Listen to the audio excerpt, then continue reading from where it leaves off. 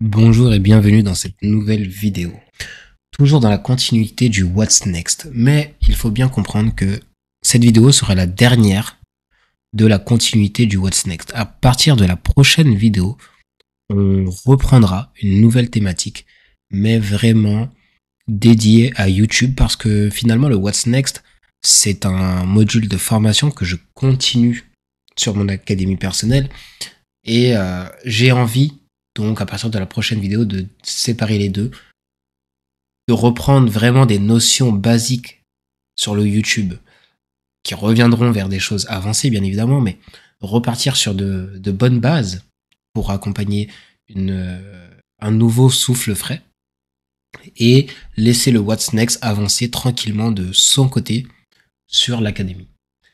Donc aujourd'hui, on va venir parler de l'une des deux seules choses qui attirent le marché. Pour rappel, ce qui attire le marché, c'est soit les swings haut avant potentiellement un retournement ou pareil, swing bas. Et on a aussi donc les déséquilibres. Cette petite zone de prix est un déséquilibre. Alors, je vais aujourd'hui parler du déséquilibre. C'est un niveau très intéressant que l'on va pouvoir approfondir ensemble. Donc, comme d'habitude, l'actif que j'utilise n'a aucune importance car nous observons les marchés financiers dans leur globalité. Okay, alors, pour comprendre ce qu'est un déséquilibre déjà, ça se base, donc le déséquilibre classique, vous verrez par la suite qu'il y a différents types de déséquilibre, mais le déséquilibre classique se base sur un nombre de 3 bougies. J'ai besoin de 3 bougies. Donc, première, exemple celle-ci, hop, on va dire que c'est une bougie baissière. Une première, une deuxième, on va faire comme ça, et une troisième, comme ceci. Hop. Et donc là, j'ai 3 bougies baissières. Le déséquilibre, il faut bien imaginer que il y a les mèches qui sont comprises à l'intérieur. Le déséquilibre, c'est la zone durant laquelle j'ai une bougie unique qui n'a ni à sa gauche ni à sa droite une deuxième bougie. D'accord ? Donc grosso modo, mon déséquilibre, c'est cette partie du prix. Je vais appeler donc imbalance, déséquilibre en anglais. Je vais juste faire ceci pour que ce soit clair. Ok ? Donc, allez, on va faire quelque chose d'encore plus simple pour la compréhension. C'est que je vais vous dessiner, du coup, hop, les mèches des bougies. Donc, on va dire que jusqu'ici, on a une mèche baissière et ici, on a une mèche haussière. Ok ? Donc, mon déséquilibre, c'est donc la partie durant laquelle j'ai une bougie là. Donc, ici, on va créer une petite mèche histoire de dire, mais ça n'a pas d'importance. Entre le bas de l'entièreté de cette bougie et le haut de l'entièreté de cette bougie, ici j'ai une bougie centrale qui a un moment où elle a un passage unique. C'est-à-dire que de là à là, je n'ai qu'une seule bougie existante sur ces 3 bougies.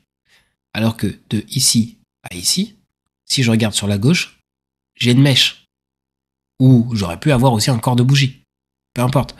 Si je regarde ici et ici, à droite, j'ai de la mèche où j'aurais pu avoir un corps de bougie. Peu importe. Ok ? Donc, moi, ce qui m'intéresse, c'est ce déséquilibre. Pourquoi ? Parce que le déséquilibre, il a un nom pour une raison. Et je vais venir vous la donner. Donc déjà, faut bien comprendre que ça, c'est un déséquilibre baissier. Ok ? Parce que je suis dans une vente. Un prix en train de tomber. Et pour chaque vendeur, il me faut un acheteur. Donc, ici, je ne vais pas compter. On peut imaginer qu'il y a une autre bougie plus haute. ça, histoire de juste imager. Okay. Donc, ici, j'ai que de la vente. Je vais prendre ça. Hop.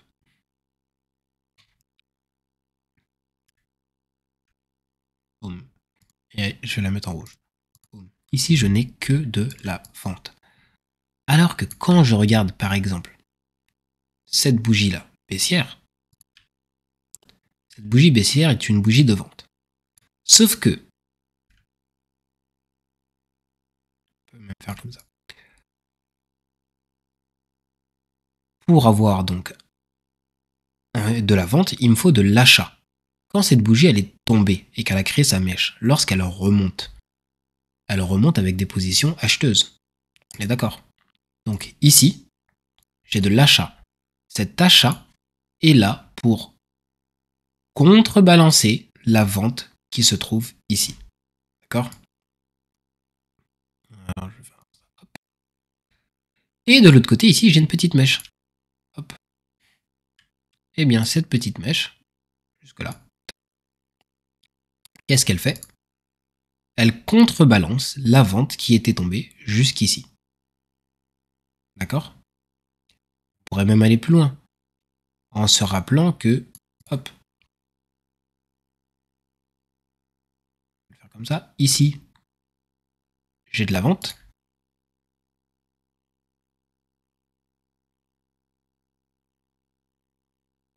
Hop. Et lorsque le prix tombe jusqu'au bas de cette mèche et qu'ensuite il se retourne pour remonter, qu'est-ce que j'ai donc ici? J'ai de l'achat. Donc cette mèche représente finalement un mouvement, aussi un mouvement acheteur.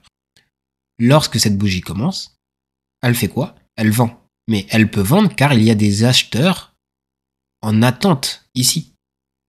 Okay? Il y a des acheteurs en attente à ce niveau-là. Donc cette bougie-là, ce qu'elle fait, c'est qu'elle envoie de la vente jusqu'ici, puis elle va remonter avec un petit peu d'achat. Okay?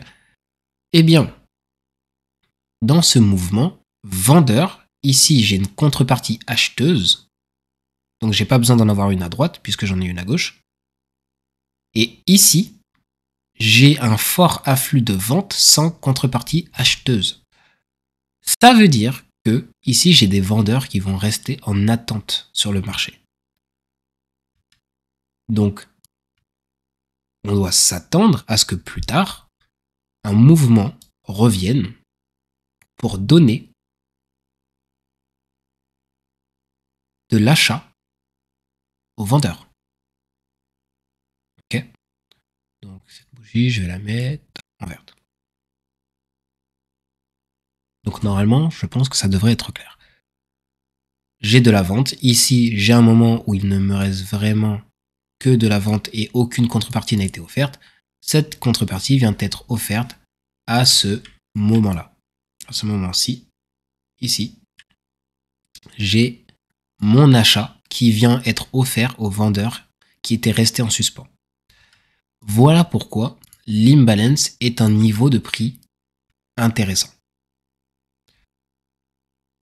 Maintenant qu'on a compris ça, bien évidemment que si on l'a dans un sens, on peut l'avoir dans l'autre. Hein.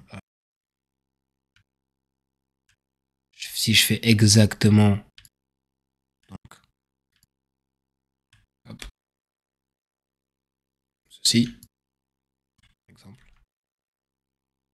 Hop.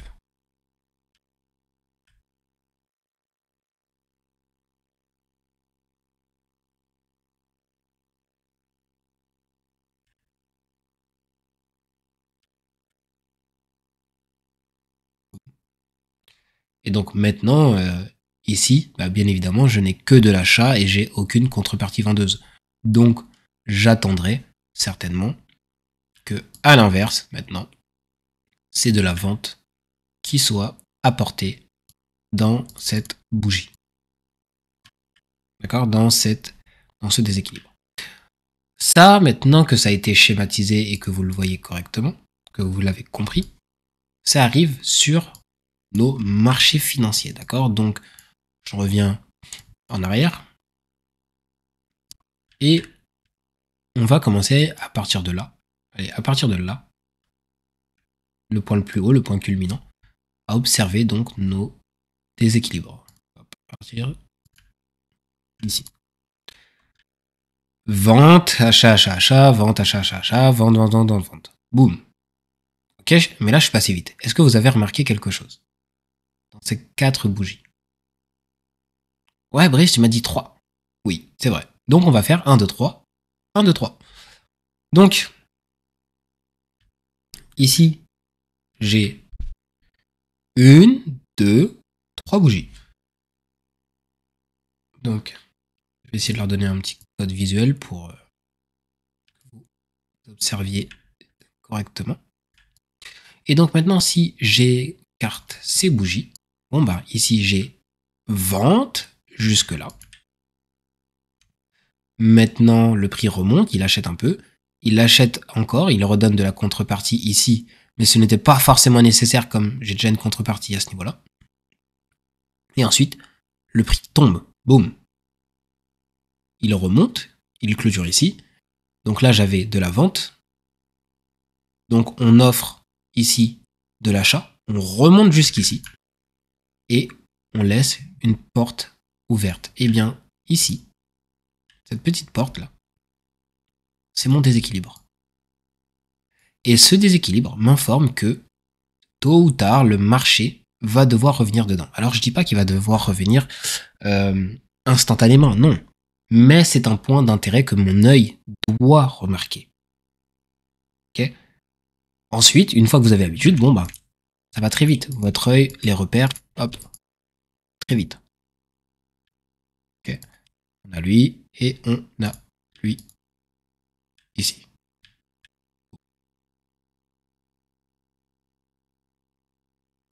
Ok. Donc, déséquilibre, déséquilibre, déséquilibre. Et qu'est-ce qui se passe? Donc, achat, achat, vente, vente, vente. Bon, à partir de là, on peut regarder les 3 bougies suivantes. 1, 2, 3. Et ici, je n'ai pas de déséquilibre entre ces 3 bougies-là. Par contre, j'ai entre les 3 premières. Ok, donc des déséquilibres peuvent se suivre. C'est ça que je veux mettre en avant. Pareil ici, on peut se dire 1, 2, 3. Ok, 1, 2, 3. Lorsque je regarde ces 3 bougies, la réalité, c'est que je n'ai pas de déséquilibre. Puisque c'est une bougie, 2 bougies, 3 bougies. Lorsque je suis ici, je vais utiliser le replay. Tac. Ce déséquilibre n'existe pas encore. Donc je vais devoir attendre la prochaine bougie. Et uniquement lorsqu'elle va être arrivée, hop, même si elle est toute petite, justement, elle permet au marché d'ouvrir ce déséquilibre. Ensuite, on passe au suivant. Donc, par exemple, 1, 2, 3, 1, 2, 3, 1, 2, et la prochaine.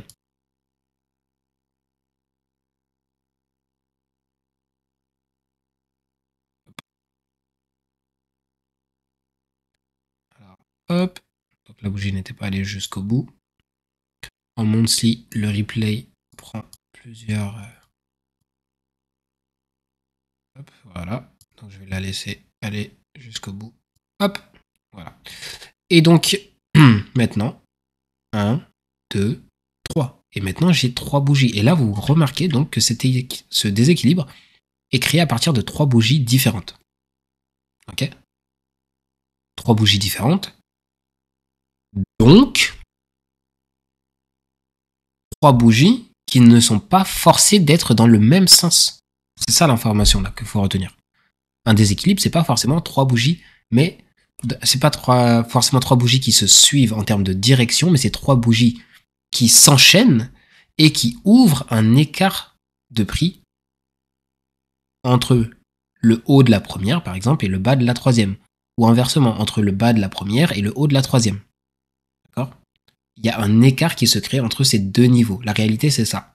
Une autre manière que j'aurais pu vous l'expliquer, c'est de dire, vous prenez le niveau le plus haut et le plus bas de votre première bougie.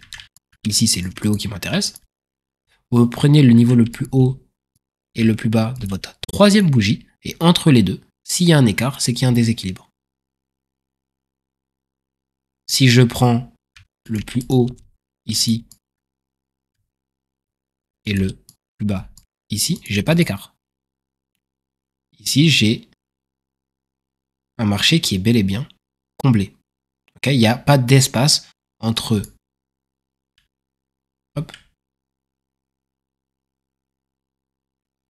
le haut de celle-ci et le bas de celle-ci. Bon, sauf que là, ce que je viens de redire, c'est du débutant. Là, franchement, n'oublie pas, on est sur la suite de What's Next. Donc, qu'est-ce qui peut nous intéresser? Je vous pose ça là. Et ensuite, aujourd'hui, on va vraiment pas s'attarder, comme d'hab.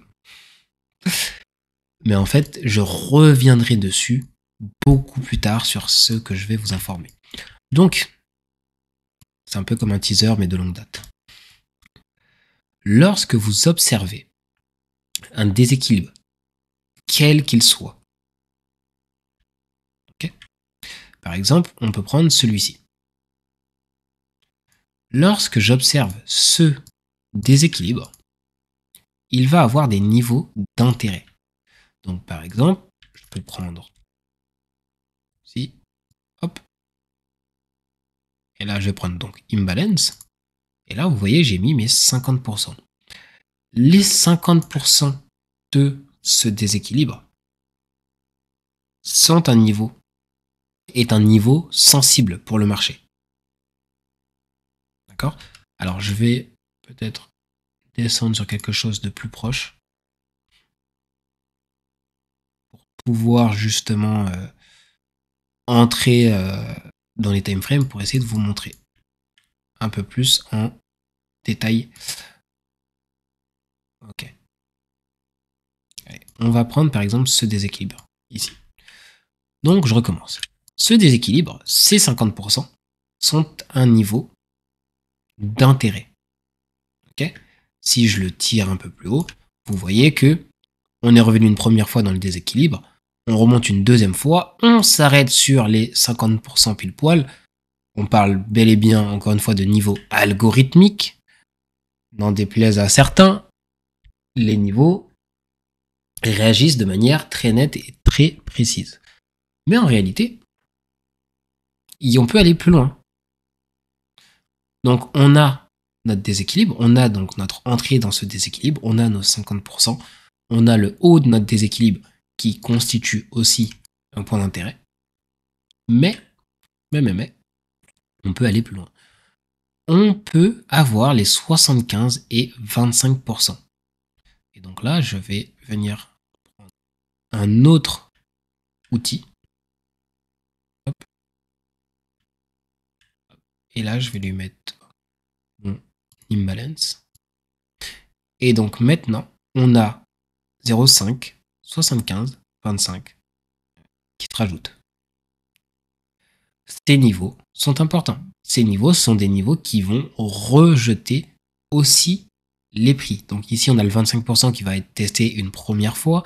On a le 50%, on va remonter un petit peu au-dessus. Et là, on a le 75%. D'accord? On va essayer de descendre dans les unités temporelles pour voir comment est-ce que le prix a réagi lorsqu'il est entré en contact de cette imbalance-là. Donc, je vais utiliser le replay pour ne pas être projeté trop loin. Hop. Et maintenant, on va descendre, par exemple, en 5 minutes. Et donc, j'aimerais peut-être d'abord voir le 15 minutes. Curiosité personnelle. Là, je découvre le graphique comme vous au moment de cette vidéo. Il faut bien comprendre que comme c'est algorithmique, je me permets d'ouvrir n'importe quel graphique sans être allé dessus et de vous montrer ces choses-là, d'accord? C'est pas du tout préparé en amont, j'ai pas de script, je suis vraiment en impro, on pourrait dire. Donc on a les premiers 25%. Ok, donc faut bien comprendre déjà, pour faire un rappel sur notre imbalance, il a été créé sur du time frame 1 heure. Ok, time frame 1 heure. Ça veut dire que si je repasse comme ça, hop, on prend le bas de la bougie de 1 heure à 2 heures. Ok, ici, et on va prendre le haut de la bougie de 2 heures à 3 heures. Donc quand je suis en 5 minutes, ces niveaux correspondent. Donc la bougie de 1 heure à 2 heures, elle va de waouh 1 heure à 2 heures. Ok, donc elle s'arrête à 55 minutes en réalité. Enfin, 55 minutes. Elle s'arrête ici parce que cette bougie-là, c'est forcément une nouvelle qui commence. C'est la nouvelle heure qui commence. Pour faire simple. Donc on va mettre ça comme ça. Hop. Ensuite, on a notre heure qui suit. Hop, notre heure d'observation. Et ensuite, on a notre niveau. Boom.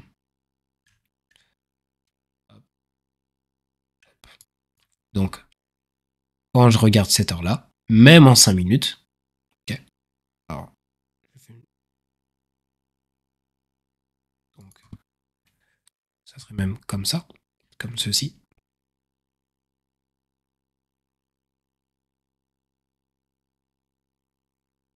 Hop.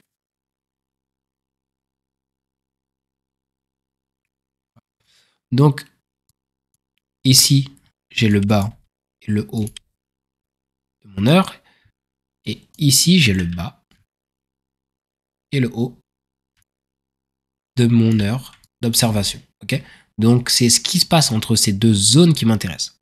C'est juste pour recontextualiser le fait qu'on n'est pas forcément obligé de remonter dans les unités temporelles supérieures pour comprendre ces choses-là. Ok. Alors, ici, petit modèle de retournement, comme on les aime. Donc, swing, bas, récupérer.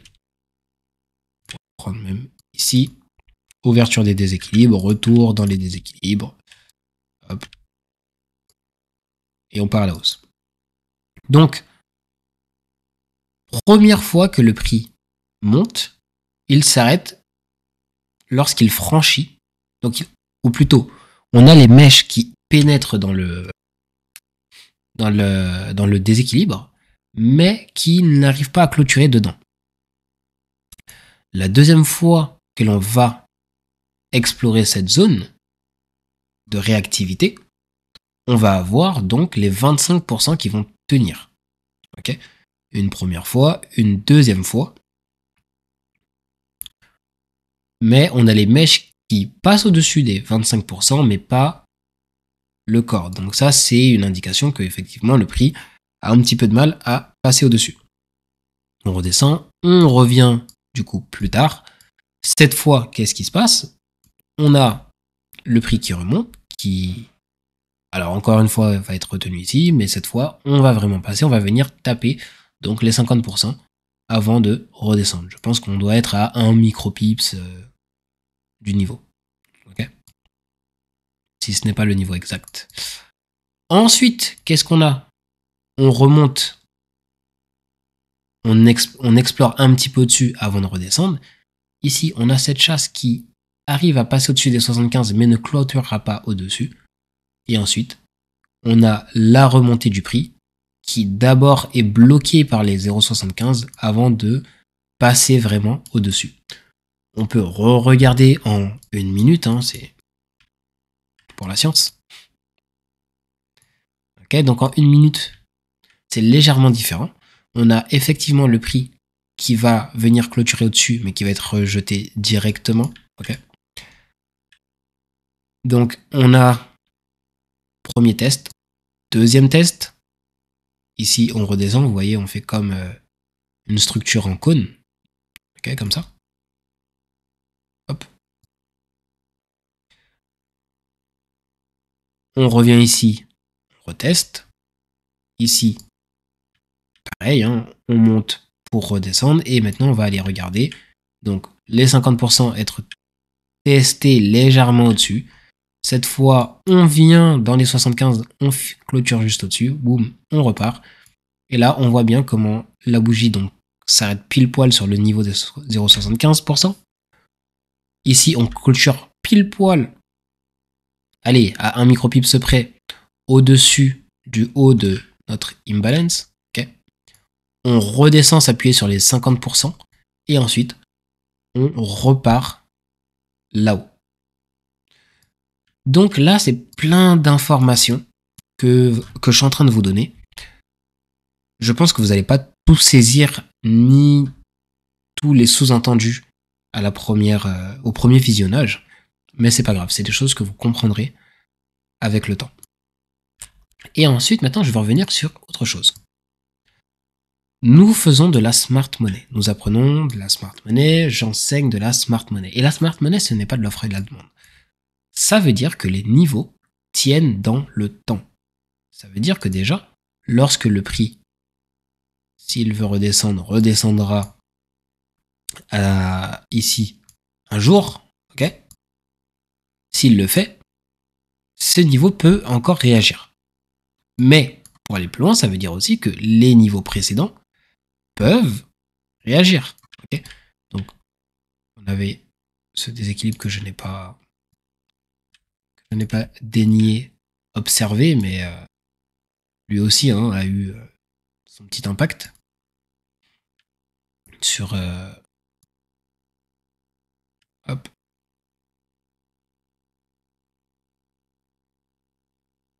Okay, hop. Par exemple, on va juste revenir sur ça.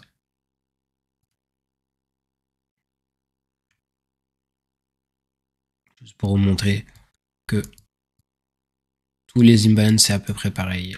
Hop.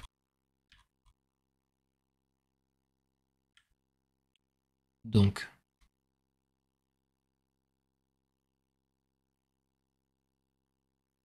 lorsque l'on passe au-dessus, on vient être bloqué par les 25%. Ici, quand on regarde comment les prix donc s'arrêtent dessus, on a un arrêt sur les 75, on vient, on est retenu, on s'arrête juste dans cette zone, ok, on navigue autour de ces niveaux, bref. On pourrait descendre certainement en 1 minute pour en voir peut-être un peu plus, avec un peu plus de précision encore, donc on revient 25%, on s'arrête tout pile poil ici, on redescend sur les 75, ok, tac, qu'est-ce qui se passe ici? On descend sur les 75, on passe, on est retenu dans la zone de l'imbalance, on remonte, on ferme pile poil sur les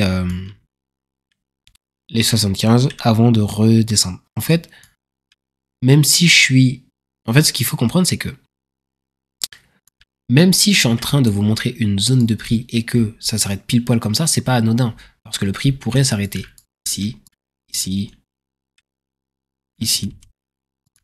Et un peu n'importe où, ok? Ce que je veux dire, c'est que il y a une sensibilité très nette et très précise sur certains de ces niveaux. Alors là, on pourrait me le dire, regarde. Ouais, regarde, on s'arrête pas pile poil sur les niveaux, oui. Parce que, en fait, il y a d'autres obstacles au prix qui existent et qui peuvent retenir le marché sur d'autres petits niveaux, ok?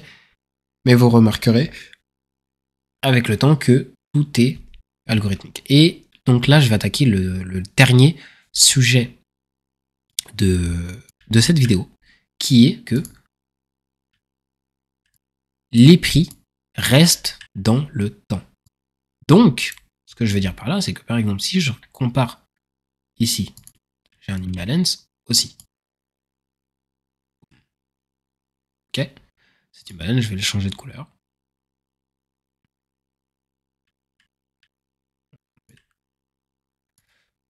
On va enlever ça pour que ce soit... Hop. Donc je vais enlever celui-ci, ou plutôt, je vais venir le décaler. Ah mon dieu, quelle erreur. Je me suis fait avoir par mon clavier. Il me semble que c'est celle-ci. Ouais. Ok. Donc.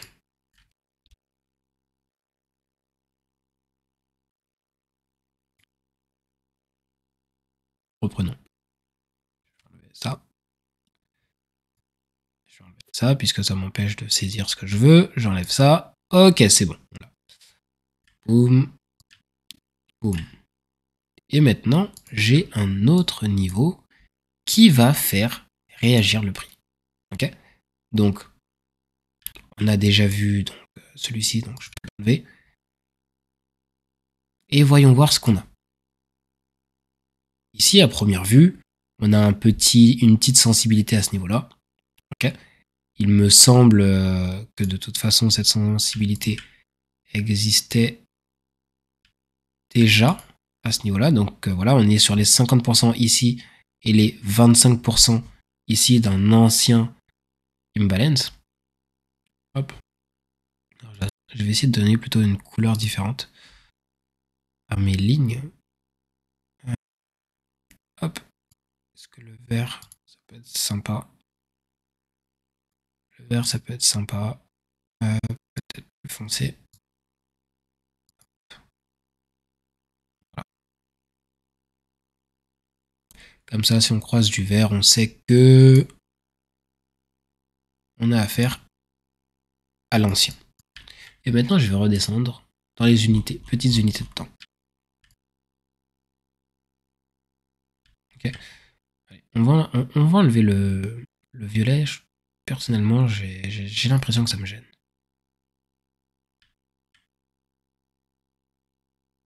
Hop. Non, c'était mieux avec.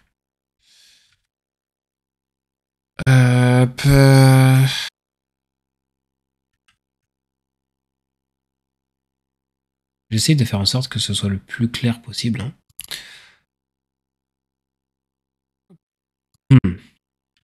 Ok, bon, bref.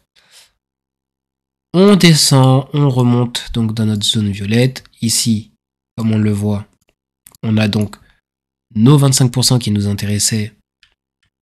Voilà, c'est ça que j'aurais dû faire. Je vais aussi le changer.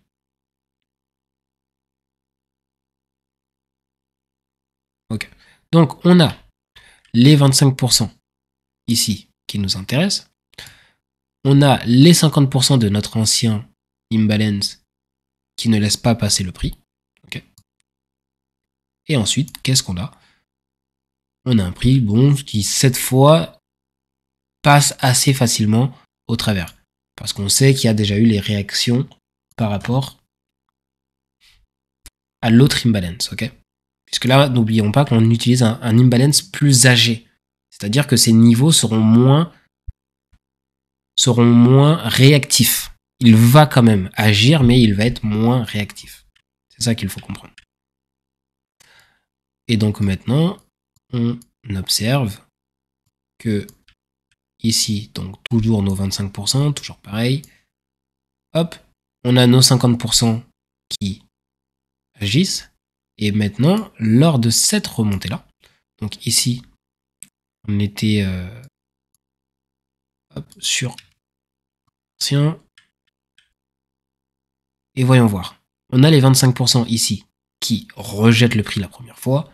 Ça passe, ça revient, c'est pas très grave.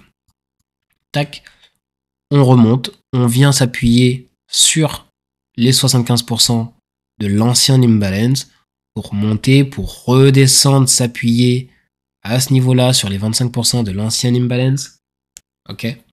Pour venir s'appuyer sur les 50% à nouveau, pour être bloqué ici par les 75, monter, descendre, consolider, ou en tout cas faire une halte sur ces 50%, okay, avant d'aller plus loin par la suite. Hop. Et donc là, on voit que l'on sort de la zone, on revient pointer dans la zone avant de retomber. Okay. Donc par exemple, on pourrait se dire, oui, on a tout cet imbalance-là. Non, non. On revient juste dans la zone de cet ancien imbalance avant de pousser plus bas. on revient avant d'être rejeté et on pénètre difficilement cette zone de prix. On revient à proximité des 50% avant d'être rejeté. Et lorsqu'on arrive vraiment à les passer, c'est là où on revient plonger une dernière fois dans ce déséquilibre avant de partir. Et si maintenant, du coup, je remets par-dessus donc le déséquilibre plus récent, hop, imbalance, boum, je vais faire passer juste en dessous, je repasse en 1 minute, ok. Et là, on voit maintenant la confluence des deux niveaux. Comment, finalement, les deux déséquilibres, l'un dans l'autre, interagissent avec le prix.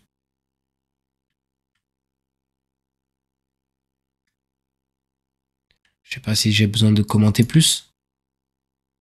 Mais ici, on peut voir que on entre dans cette imbalance, on est rejeté par celui-ci, on est maintenu à l'intérieur, on est encore rejeté. Il y a comme un espèce de combat, on pourrait dire, ok. On passe au-dessus, on revient sur les 5. Donc ici, on passe légèrement en dessous des 50% de celui-ci, mais en fait, on vient sur les 50% du plus récent, ok. On essaye de sortir, on revient dedans, on s'appuie une dernière fois dedans avant de partir. Et ici, c'est pareil. Ici, avant de sortir de ce déséquilibre, qu'est-ce qu'on fait? On replonge une dernière fois dans ce déséquilibre violet avant de partir. Et en fait, maintenant, cette chose-là, on pourrait encore la dupliquer et essayer de la regarder dans un point de vue un peu plus même récent, à nouveau. Boum. Ici, qu'est-ce qui se passe? Bon, on revient dans un déséquilibre ici, qui est à l'intérieur d'un déséquilibre, qui est à l'intérieur d'un autre déséquilibre. Si j'utilise mon petit outil, hop, balance, boum. Ouais, ça paraît pas très réactif comme prix, ok. Donc là, ce que je vais faire, c'est que je vais utiliser mon replay, boum, et je vais descendre en dessous, tout simplement.